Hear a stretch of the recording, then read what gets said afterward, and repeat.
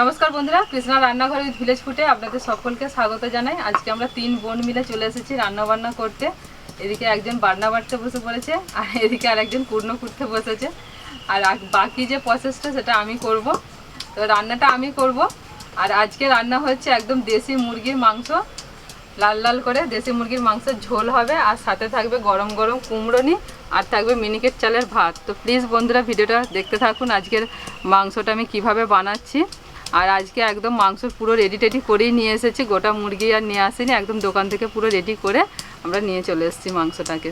তো সেটা আর আপনাদের দেখাচ্ছিলাম মুরগি রেডি করাটা, কারণ অনেকবার এর আগে দেখিয়েছি মুরগি কিভাবে রেডি করতে হয়। তো আজকে একদম মাংস রেডি করেই নিয়ে এসেছি। তো 3 বোন মিলে আজকে জমিয়ে রান্না বান্না করব, তারপরে তো শেষে তো থাকছে জমিয়ে খাওয়া দাওয়া। আর এই প্রথমবার 3 বোন মিলে আমরা একসাথে রান্না বান্না করছি। তো প্লিজ বন্ধুরা আপনারা দেখতে থাকুন। আজকে ভিডিওটা আপনাদের আশা করি খুব ভালো লাগবে।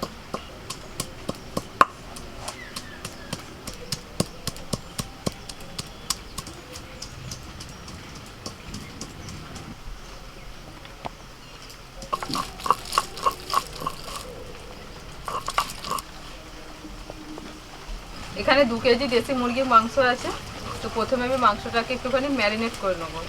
দেশি মুরগির মাংস, যে আমরা যে পোলট্রির মুরগির মাংস খাই, সেটা কিন্তু খুব নরম আর তাড়াতাড়ি রান্না হয়ে যায়, কিন্তু দেশি মুরগির মাংস একটু হার্ড, এটা একটু রান্না করতে সময় লাগে, কিন্তু ম্যারিনেট করে রাখলে কিন্তু মাংসটা খুব তাড়াতাড়ি রান্না করতে করতে নরম হয়ে যায়।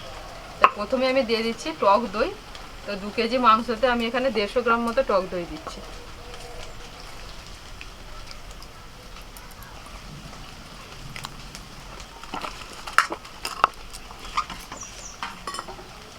এবার আমি কিছু গুঁড়ো মশলা দিয়ে দিচ্ছি। প্রথমে দিচ্ছি লঙ্কার গুঁড়ো, এবার দিয়ে দিচ্ছি 1 চামচ কাশ্মীরি লঙ্কার গুঁড়ো একটুখানি কালারের জন্য। 1/2 চামচ দিয়ে দিচ্ছি হলুদ গুঁড়ো।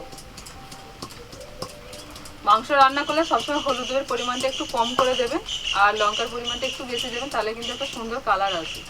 হলুদের পরিমাণ আবার বেশি হয়ে গেলে তখন কিন্তু মাংসের কালারটা লাল আসবে না, তখন সেই হলুদ হলুদ হয়ে যাবে। এবার দিয়ে দিচ্ছি ধনের গুঁড়ো। ধনের গুঁড়োটা 1.5 চামচ দিলাম। দিচ্ছি জিরের গুঁড়ো দিচ্ছি 1 চামচ।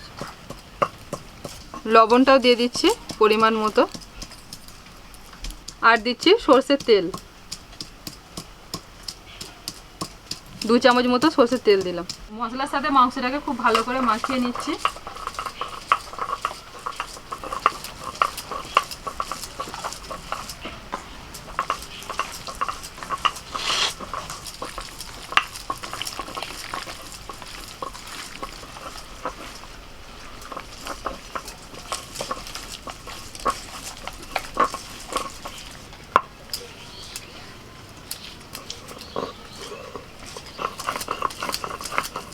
তো ভালোভাবে মশলাটা মাখিয়ে নিয়েছি। এখন আমি 1 ঘন্টার জন্য এটা ঢাকা দিয়ে রেখে দিচ্ছি।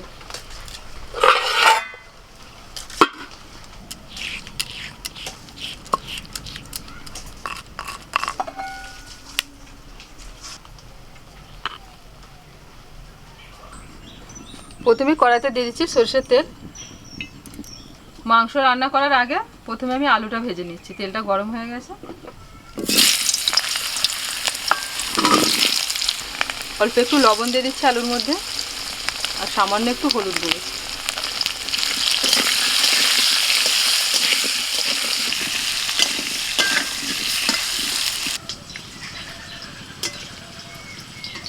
একটু কালো জিরে দিয়ে। তো মেজো বোন এদিকে বেসনটা ফাটিয়ে নেবে, আর এদিকে ছোটো বোন এখন কুমড়ো কাটছে। তো কুমড়োটা একটু পাতলা পাতলা করে কাটতে হয় কুমড়োনির জন্য, ওই জন্য ছোটো বোন কেটে দিচ্ছে। কালো জিরে দিয়েছি, লঙ্কা গুঁড়ো দিয়েছি, লঙ্কা গুঁড়ো। আর বেসনের মধ্যে অল্প একটু জিরের গুঁড়ো, একটু লঙ্কা গুঁড়ো, সামান্য একটু হলুদ গুঁড়ো, লবণ আর কালো জিরে দিয়ে বেসনটাকে ফাটিয়ে নেবে। এদিকে আমার আলুটা ভাজা হয়ে গেছে, তুলে নিচ্ছে।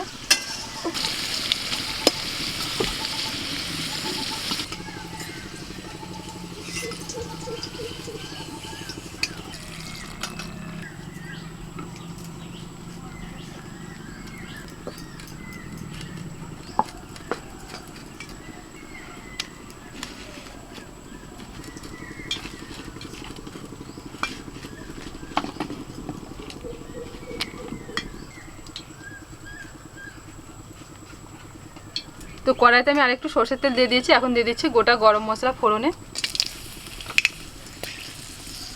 দিচ্ছি রসুন বাটা,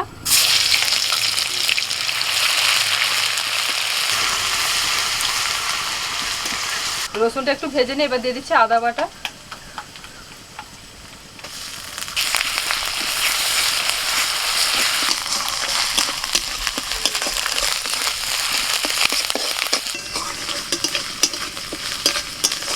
আদা রসুন ভাজা হয়ে গেলে এবার ম্যারিনেট করা মাংসটা দিয়ে দিচ্ছি।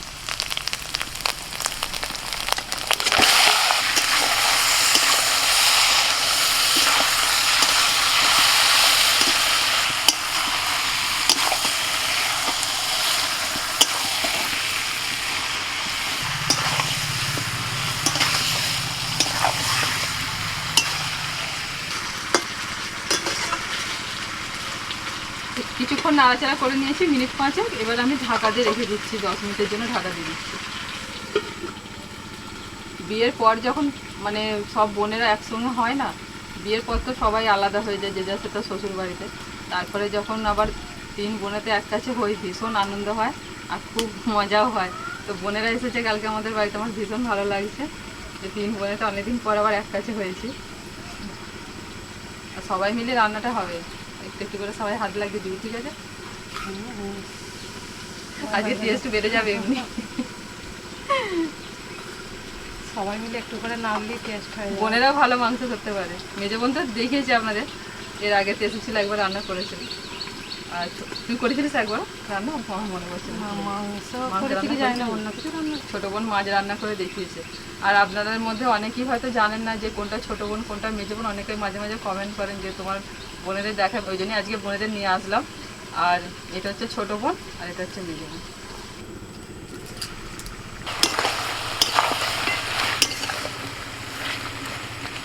তো 10 মিনিট ঢাকা দিয়ে রেখে দিয়েছিলাম। 10 মিনিট পরে ঢাকাটা খুলে একটু নাড়াচাড়া করে এখন দিয়ে দেবো পেঁয়াজ, কাঁচা পেঁয়াজ দেবো। পেঁয়াজটা কিন্তু আমি ভাজলাম না, পুরো কাঁচা দিচ্ছি। এখন দিয়ে দেবো সব পেঁয়াজটা, চারিয়ে চারিয়ে দেখি ও মাছটা দেখি।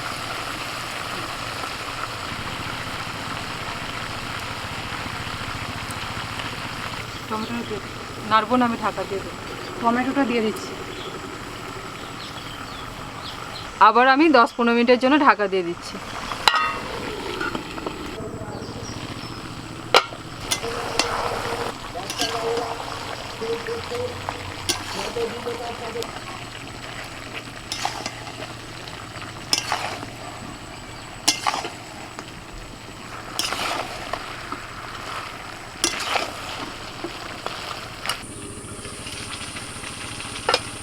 ঢাকা দিয়ে দিয়ে মাংসটাকে যদি একটু কষানো হয় না, তাহলে তাড়াতাড়ি খুব সিদ্ধ হয়ে যায় মাংসটা। তো এখন এর মধ্যে আমি কিছু কাঁচা লঙ্কা দিয়ে দিচ্ছি। না, ছোটো বোন একটু নাড়াচাড়া করে দিয়েছে, এখন মেজো বোন নাড়াচাড়া করছে। 3 জনেই আজকে হাত লাগাচ্ছে, টেস্টটা একদম ফাটাফাটি হয়।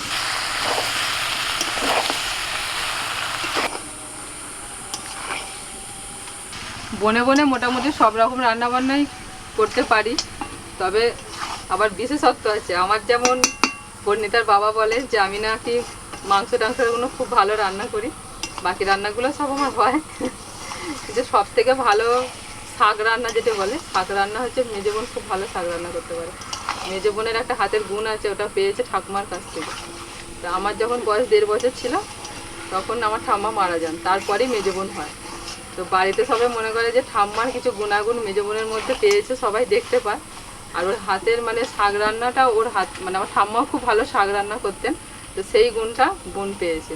যে কোনো শাকও খুব ভালো রান্না করে। ওকে ওই জন্য বলেছি যে বাড়ি যাওয়ার আগে তুই একদিন আমাকে শাক রান্না করে খাইয়ে যাবি। আর ছোটো বোন হচ্ছে অলরাউন্ডার, ও সবই পারে। ও কোনটা বেশি ভালোবাসে? মোটামুটি সবই ভালো পারে, সবই ভালো পারে। তার মধ্যে স্পেশাল হচ্ছে ও, হ্যাঁ ও হচ্ছে স্পেশাল পারে হচ্ছে আপনার পোস্ত রান্না।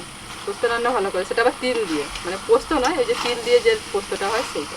তো সেটা যদি কোনোদিন সময় সুযোগ হয় তো ছোটো বোন আপনাদের দেখাবে যে কীভাবে ও তিল দিয়ে পোস্ত রান্নাটা করে। আর মেজো বোন আরেকটা রান্না ভালো করে, সেটা হচ্ছে উচ্ছে করলা, যে তেঁতো জাতীয় রান্নাটা, সেটা আবার খুব ভালো করে। উচ্ছে চচ্চড়িটা আমার তো দারুণ লাগবে ওর হাতে উচ্ছে চচ্চড়ি খেতে।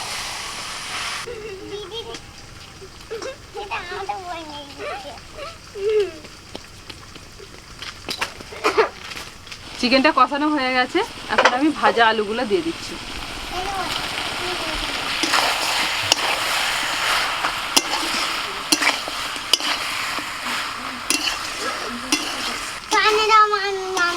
কি ছাইনে দেবে? ওই তো ছাইনে দেবে, দিয়েছি তো। তিনজনে এখন কষা মাংস খেতে বসেছে, তিনজনই কষা মাংস খেতে খুব ভালোবাসে। মাংসটা খুব ভালো করে কষিয়ে নিয়েছি, এখন জল দিয়ে দিচ্ছি, উষ্ণ গরম জল দিয়ে দেব।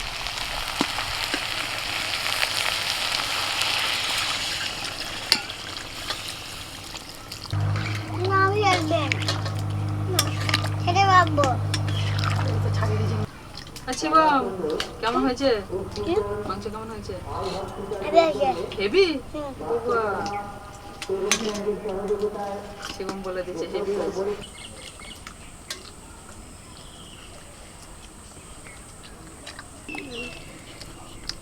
একটু খাই। তো নেই। হ্যাঁ আচ্ছা, আবার দেবো না? আমার নেই তো। হ্যাঁ দেবো তো, নেবে তুমি? হ্যাঁ।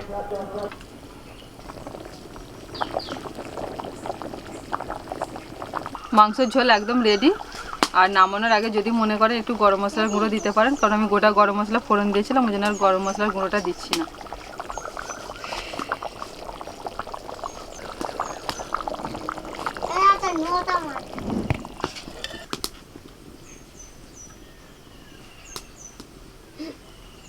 এইখানে কুমড়োনি ভাজা হচ্ছে, তেল গরম হয়ে গেছে, কড়াই আমি তেল গরম হতে বসিয়ে দিয়েছিলাম। এবার গরম গরম কুমড়োনিগুলো ভেজে নেব। আমার মা আমার তুলেছিল। হ্যাঁ, তোমার মাও তো করেছে রান্না। আমি কিছু বলবো না। আমি কিছু বলবো না। কলিজা লম্বা লম্বা করে কেটেছে একদম। চুপ করে বসো সবাই, কুমড়োনি ভাজা হলে এবার ভাত দিয়ে দেবো। কষা মাংস খাওয়া হয়েছে তো। শিবম হেয়ার ব্যান্ডটা পরে ফেল। এই না পরে ফেলো, দেখি কেমন লাগছে। মাথায় মাথায় এই ক্যামেরা কাছে শিবম বড় হেয়ার বেলটা নিয়ে আয় না বাঁধে। না না, ও মা দেখো না হেয়ার ব্যান্ডটাকে নিয়ে পালা। আচ্ছা ভাই নিক না, দিয়ে দেবে। ভাই পড়বে নাকি? ছেলেরা পড়ে না তো, মেয়েরাই তো পড়ে। পড়ুক না, ভাই পড়লে ভাইকে বলবো নিয়ে। হ্যাঁ আছে।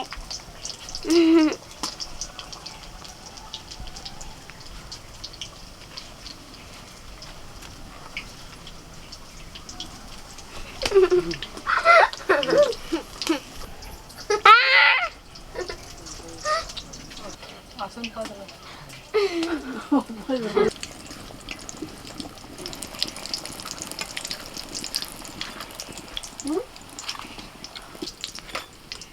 জুস নেবে? ও তো জুস নেবে বলছে। হ্যাঁ জুস আর আলু।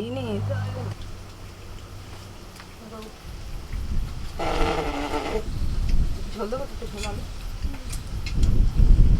মাখো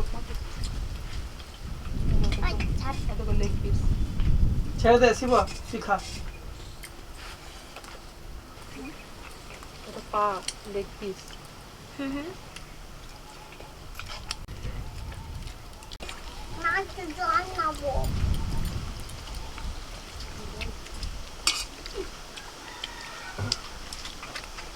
আজকে অনেক দিন পর সব মেয়ে কটাকে পেয়েছি, এখন দুদিন ছাড়বো না, এখন রেখে দেবো।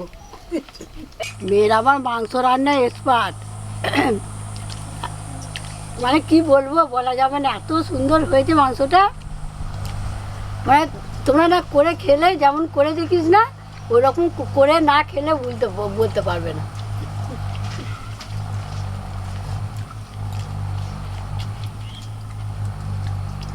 শিবা খেয়ে নে রে, কি করছে রে?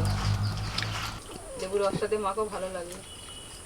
সব কটা কষা মাংস খেয়েছে বেশ করে, দিয়ে সব পেট ভরেই আছে, ভাত আর কেউ খেতে পারছে না। বোন খেয়ে নে, ওকে খাইয়ে দিবি। ও খেয়ে না, ওই তো মাংস খেয়ে নাও, মাংস কষা মাংস খুব খাচ্ছে। মা আমি ভুলে গেছে কি বলতে গেছে, ভুলে গেছে।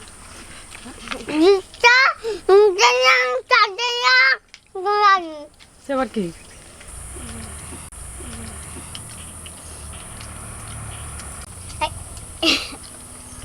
ললিপপ আর দিবি না আমাকে, আমি ব্যাস